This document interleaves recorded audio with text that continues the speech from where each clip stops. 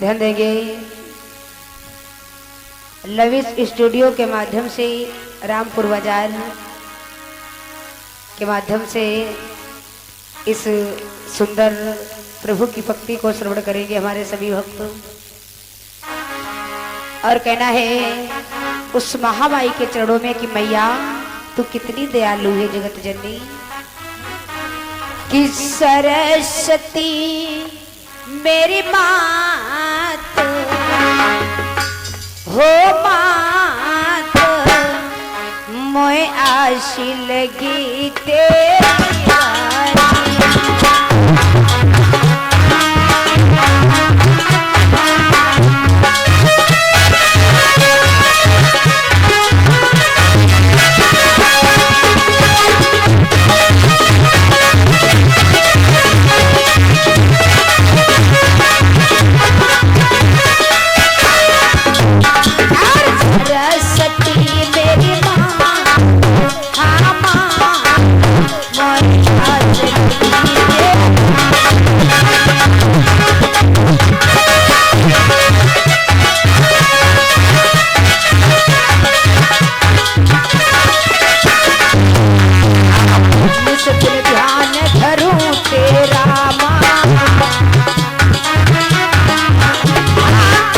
दिन ध्यान धरूं तेरा माँ, तुम अपना मात कोई नहीं मेरा।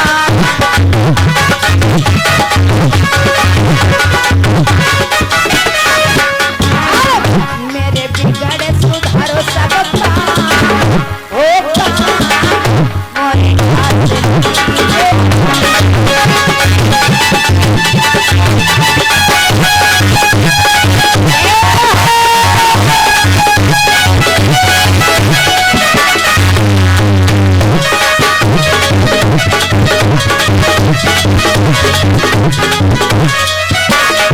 अमर कहना है मां,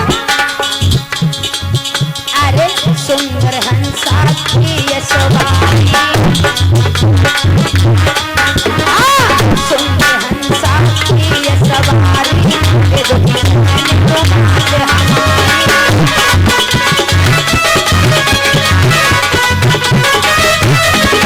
मेरी सुधा मेरा को मना मोए आस लगी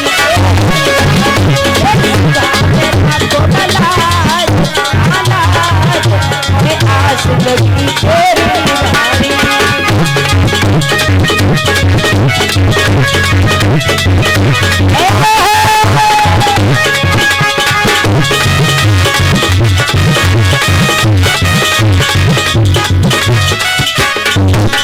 और क्या बिनती सुनी ले तुम आते हमारी,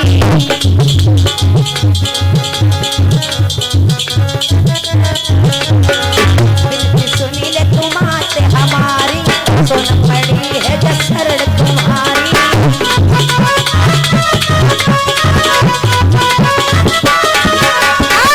बिनती सुनी ले तुम आते हमारी, सोन पड़ी है दशरण तुम्हारी।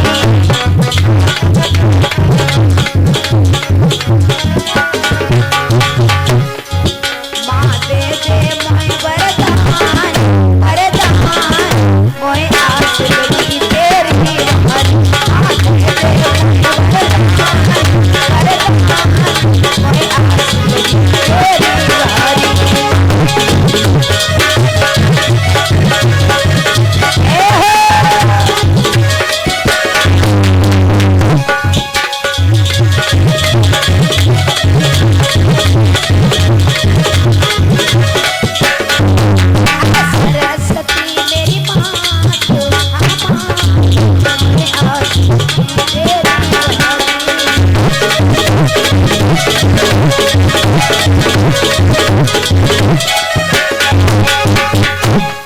बोलिए सरस्वती मैया की।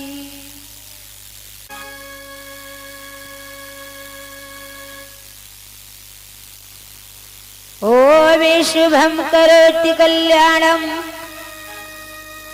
आरोग्यं धन संपदां शत्रुबुद्धि विनाशाय दीप ज्योति स्तुते। ओम ध्यान मूलम गुरु मूर्ति पूजा मूलम गुरुपदम मंत्र मूलम गुरु वाक्यम मोक्ष मूलम गुरु कृपा। तो मैया मेरी सरस्वती और करो कंठ में वास, रक्षा सोनम की माँ करो तो करती हूँ हरिदास।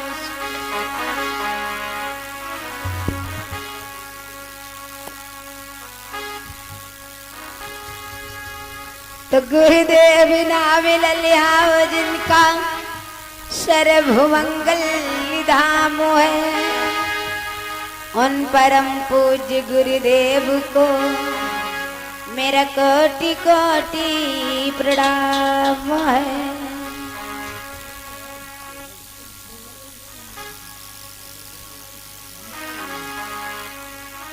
बोलिए गुरुदेव भगवान की, बोलिए सच्चे दरबार की। आइए एक बार हमारे सभी भक्त बड़े सुंदर भाव के साथ में बोलेंगे। कहना है प्यारे, और इसके पहले किस प्रकार से उस कंस का जन्म हुआ, मथुरा नगरी के बीच में किस राज्य में, इसके पहले एक संकीर्तन बोलेंगे। हमारे सभी भक्त अपनी जिव्या बाड़ी को पवित्र करेंगे बड़ी सुंदर भाव के साथ।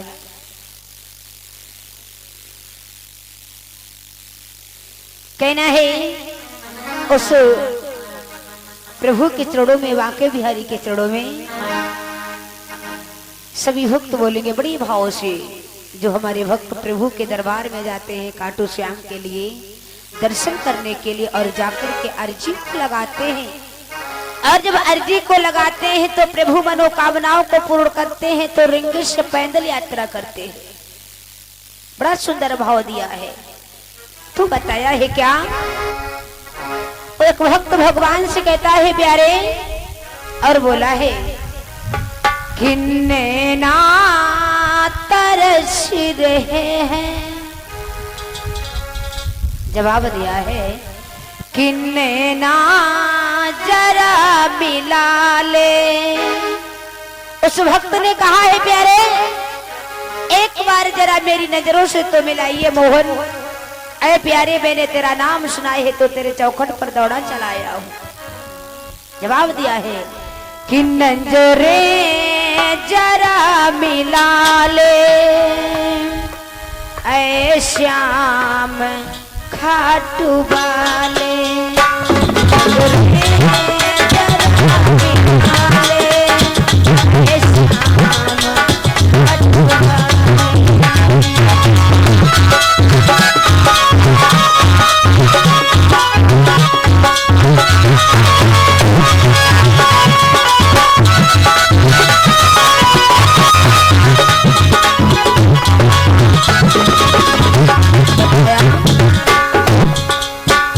नजरे जरा मिला ले, ऐ श्याम खाटू वाले।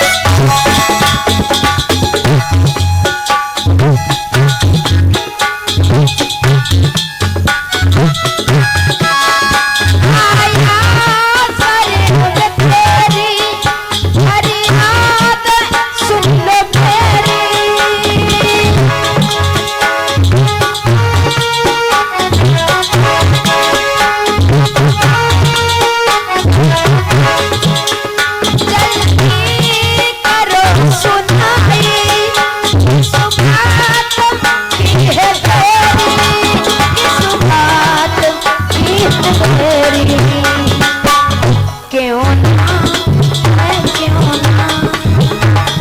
ना मुझे संभाले आए श्याम घाट पर क्यों ना मुझे संभाले आए श्याम घाट वाले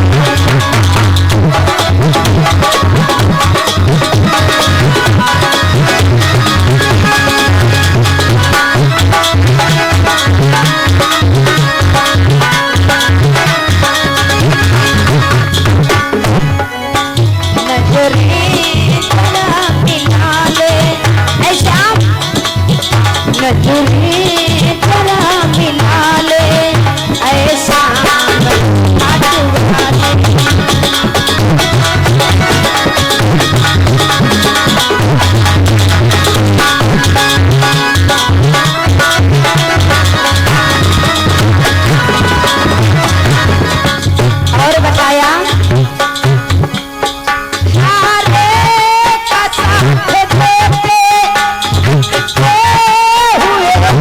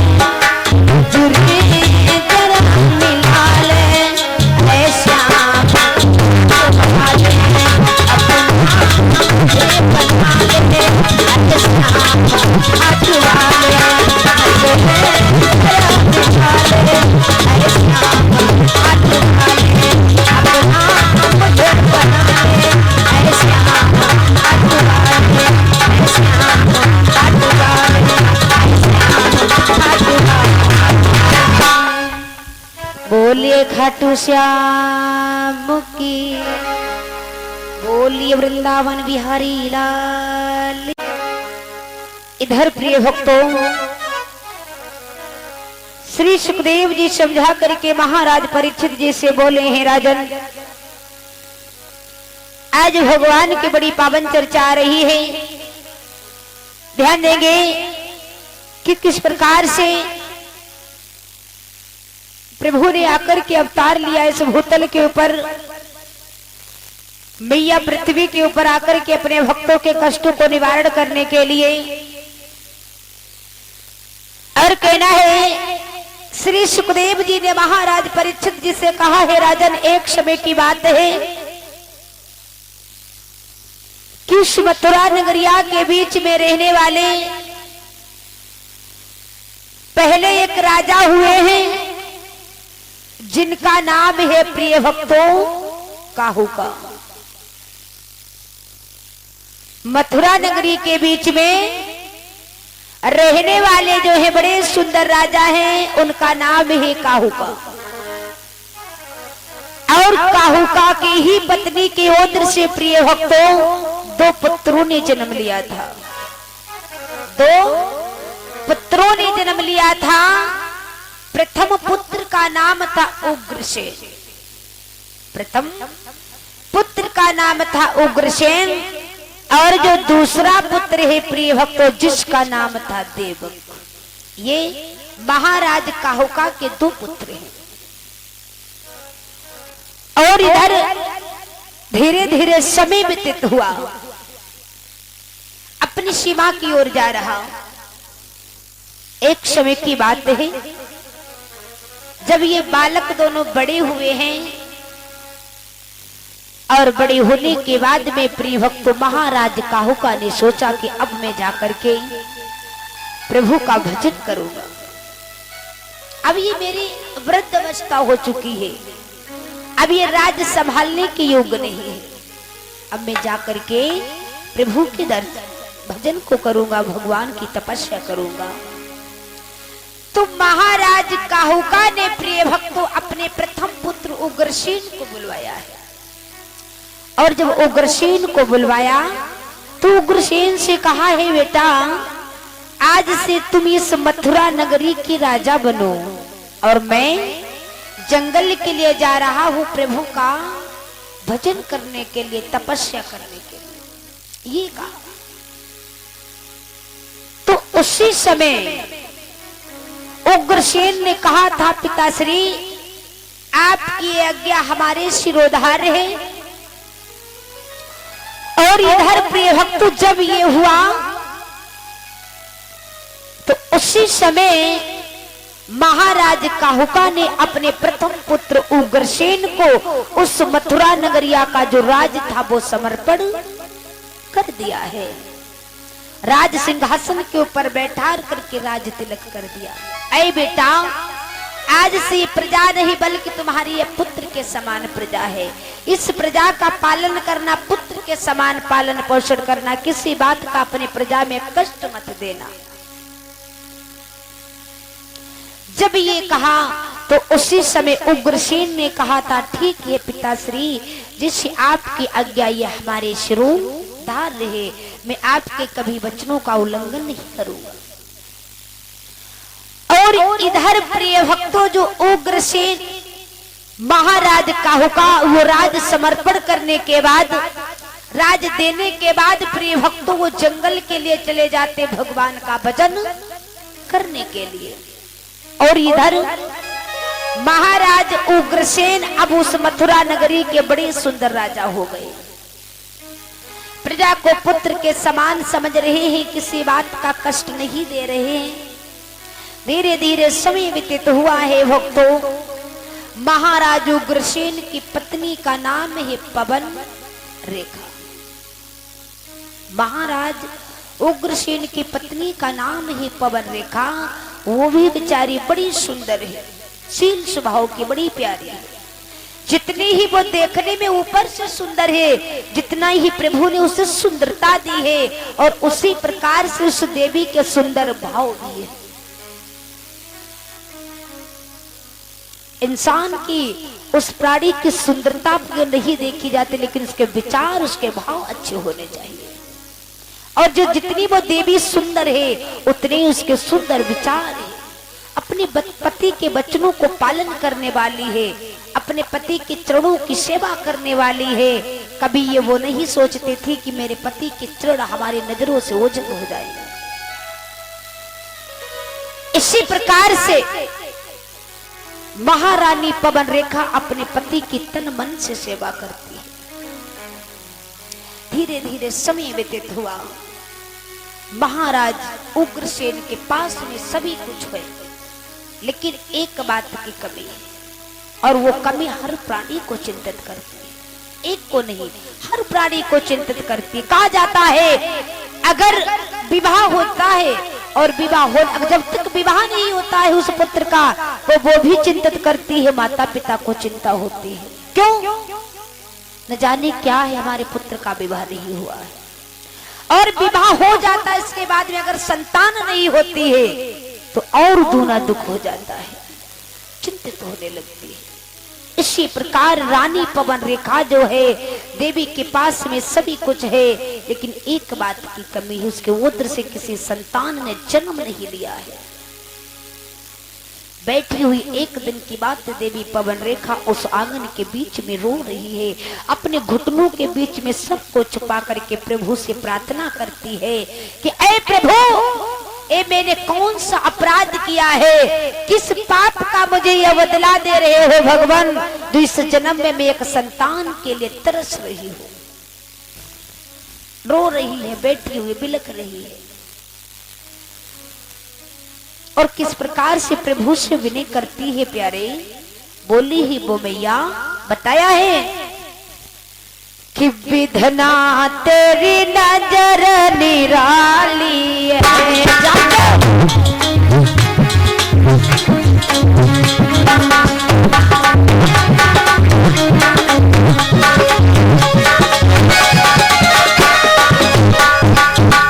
विधना तेरी नजर निराली है, जाके भोना ललाया और लाली।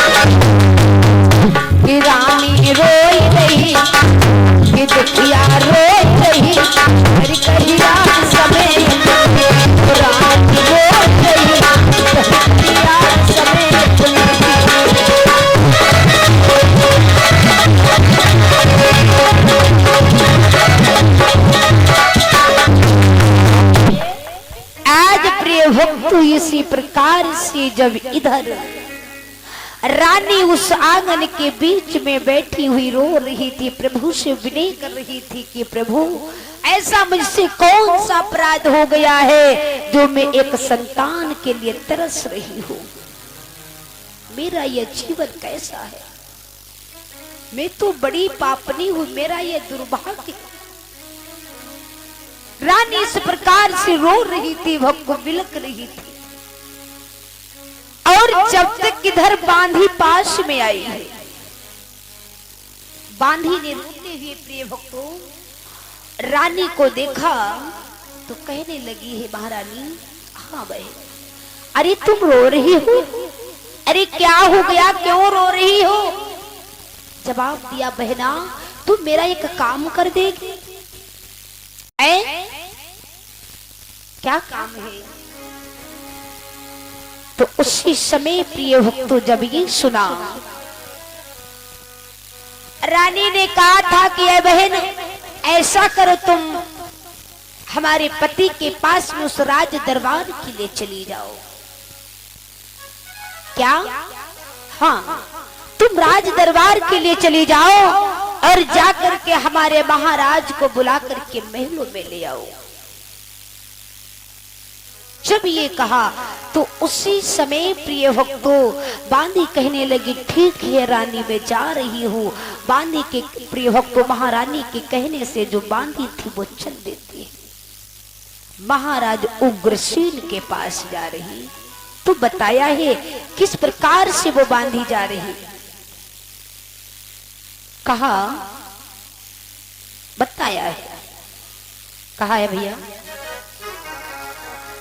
अरे धीरे धीरे बांधी चली भई रे वो तो चलती मंधुरिया, चाली रे वो तो चलती मंधुरिया।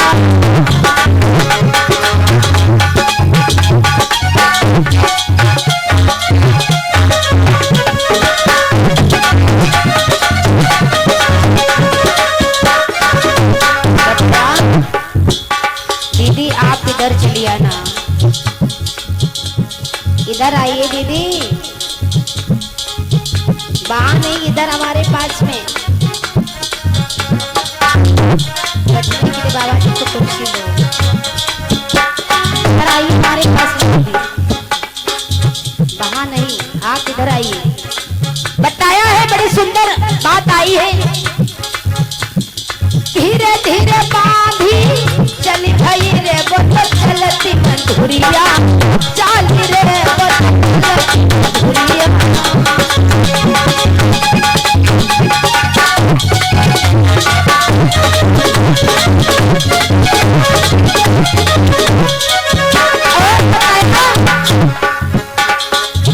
अरे पानी पहुंच गई राजा जी अब बचन रही घर, माही रे अब बचन रही घर।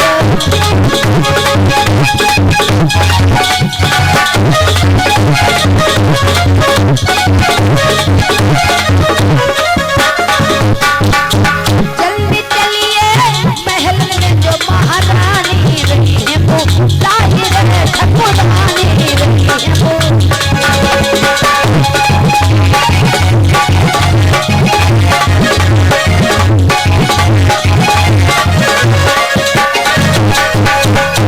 जवाब दिया है महाराज की जय जयकार हो। और क्या है बांधी? बताया कि महाराज आपकी महारानी ने महलों में याद किया है। उसी समय जब ये कहा प्रिय भक्तों, तो महाराज कहने लगे, अरे क्यों मुझे याद किया? क्या है? बांदी ने कहा था, महाराज मुझे इतना नहीं पता है कि आपको क्यों बुलाया है, पर इतना तो जरूर मुझे पता है कि आप हमारे साथ में चलिए, कुछ तो बात होगी तभी तो बुलाया है, कुछ तो कारण होगा। महाराज कहने लगे, अगर मेरी रानी ने मुझे बुलाया है तो मैं अवश्य चलूंगा आपके साथ में। महाराज उग्रसेन जो थे प्रिय भक्तों महलों के लिए चल देते हैं और जाकर के महलों में पहुंचे, उस महलों में प्रवेश होते हैं। रानी ने अपने प्रीतम को आते हुए देखा, बड़ा सुंदर आसन डाल दिया बैठने के लिए, बैठ जाइए स्वामी। महाराज बैठ जाते हैं और इसके बाद में जब वो बैठ जाते हैं तो रानी ने क्या किया, अपना धर्म निभाया, अपने पति के चरणों को दबाने लगी है, पति के चरणों को दबाने लगे। उस समय जो रानी का चेहरा था उस पल्लू से ढका हुआ था और उस समय वो रो रही थी। जैसे नेत्रों से अश्रु की धारा निकलती है, वो जल निकलता है।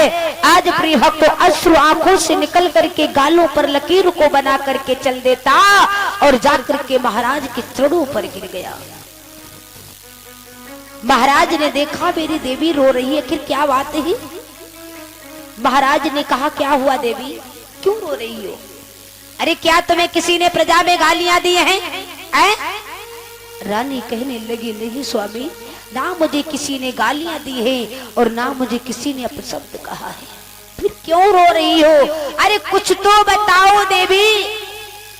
पवन रेखा कहने लगी सुनो स्वामी, कि मैं जिस गली से निकलती हूँ और उस गली की पड़ोसनी मुझे देख करके आपस में बातें करने लगती और ये कहती है कि ये बांझ इसके पिया निर्बल है। महाराज ने कहा तो मैं क्या कर सकता हूँ देवी, ये मेरे हाथ में तो नहीं है, ये तो परम पिता परमात्मा के हाथ में है। अपना तो एक रक्षक एक ही ईश्वर है और उसी के हाथ में हमारी और आपकी डोरी है। तो रानी रोने लगी, कहने लगी सुनो स्वामी, बोली है वो मैया अपने पति से समझा करके बड़ी सुंदर बात कही। जवाब दिया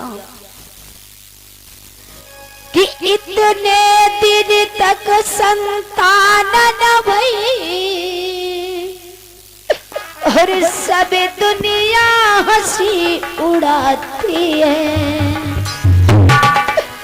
महाराज निर्बल कहलाते हैं, जहाँ दासी बाज कमाती है। महाराज निर्बल कहलाते हैं, जहाँ दासी बाज कमाती है।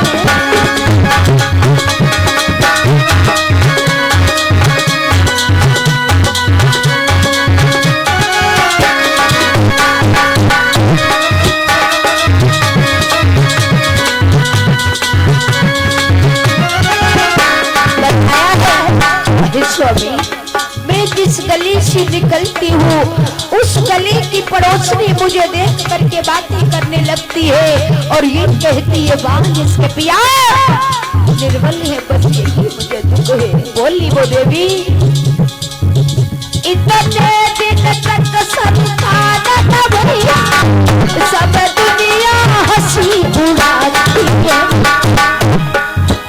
महाराज निर्बल कहलाते जहाँ दासी बाज कहाती।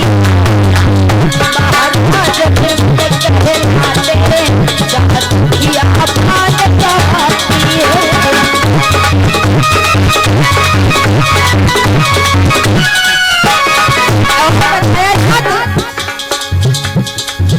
अरे काहू के पहला बन झपड़ पर के और काहू की एक झोपड़ी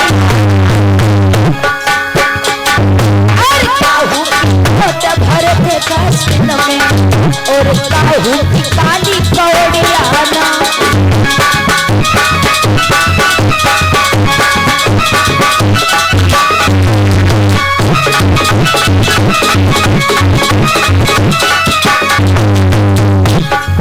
अरे काहू के द्वारे देहाती घोड़ा, काहू की एक बकरी, अरे काहू के लड़का जसत जसत खेले और राजा की एक बिटियाना।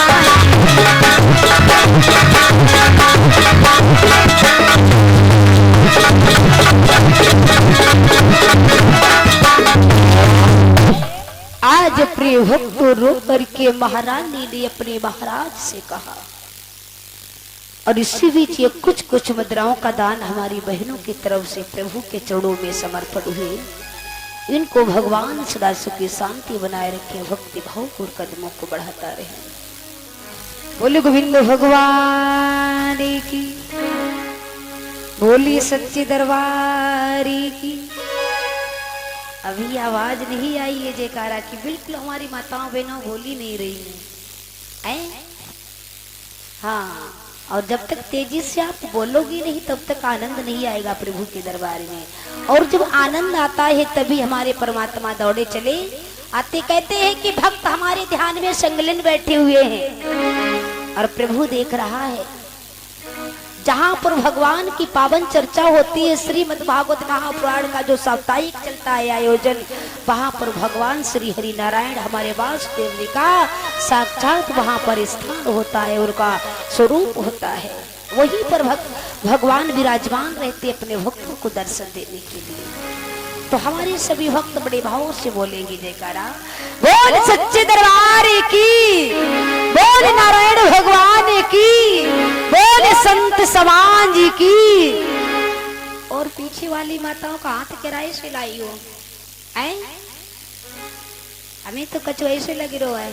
हाँ, कंजूसी ना करियो, कंजूसी को फल बहुत बड़ो होते है। से सभी लोग बोलियो, बोले बालाजी महाराज की, बोले वाके बिहारी लाल की। अब कछु कछु आवाज आई, आज 5वां दिन है तो 50 ग्राम आवाज आई है। हाँ,